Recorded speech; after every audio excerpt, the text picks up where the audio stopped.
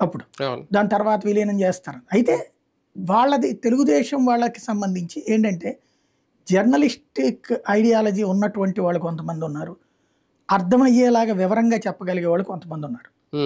ఒకప్పుడు వైఎస్ఆర్ కాంగ్రెస్ పార్టీకి అట్లాంటి టీం ఉండేది, దగ్గర ఒక 70-80 మంది అట్లా కన్స్ట్రక్టివ్గా రాయడం కానీ, కన్స్ట్రక్టివ్గా కంపారిజన్ స్టేట్మెంట్తో రాయడం కానీ, అర్థమయ్యేలా రావడం కానీ ఉండేది. వాళ్ళు నిజంగా చెప్పాలంటే జగన్ అభిమానులు కాదు, తెలుగుదేశం ద్వేషులైనటువంటి కాంగ్రెస్ అభిమానులు.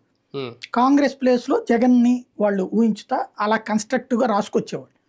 క్రమంగా అట్లాంటి వాళ్ళని వీళ్ళు అధికారంలోకి వచ్చాక పట్టించుకోవాలి, వాళ్ళకి ఎలాంటి సపోర్ట్ ఇవ్వాల, కాబట్టి వాళ్ళు దూరం అయిపోయారు. ఇప్పుడు అందువలన కరెక్ట్ కన్స్ట్రక్టివ్ ఫేస్ చేసేటటువంటి టీం లేదు.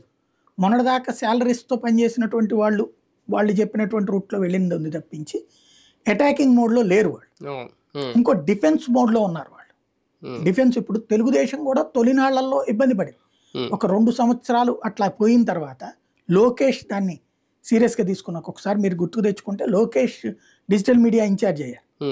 అప్పటి నుంచి మళ్ళీ ఒక స్ట్రీమ్ లైన్ చేసుకొచ్చారు పార్టీ, ఓ వ్యవస్థని సెటరైట్ చేసుకొచ్చి అందరికీ జీతాలు సిస్టమ్ ఒకటి సెట్ చేసుకొచ్చారు. ఆ తర్వాత అయ్యన్న పాత్ర